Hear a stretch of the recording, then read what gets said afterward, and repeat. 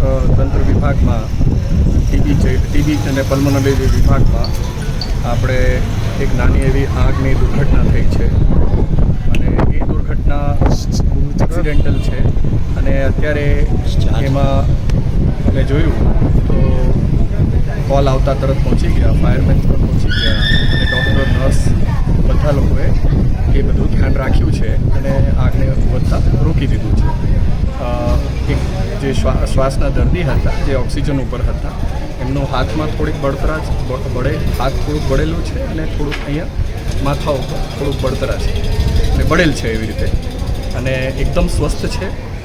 હું એમની સાથે જ હતો, પણ એમને આપણે સારી સારવાર અત્યારે પરેશાન ના કરીએ એટલે એ રીતે એમને આઈસીયુ વિભાગમાં રાખ્યું છે અને એકદમ સ્વસ્થ છે.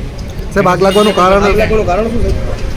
હવે આગ લાગવાના કારણો આપણે તપાસ કરશું, પણ this is an accidental fire જે પેલા માસ્ક લઈને મશીન સુધીમાં છે, એટલે એની તપાસ કરવા માટે આપણે ઇલેક્ટ્રિકલ વિભાગ, એન્જિનિયર અને નર્સિંગ સ્ટાફ એ બધાનું લઈશું. કેટલાક દર્દીઓ અંદર હતા?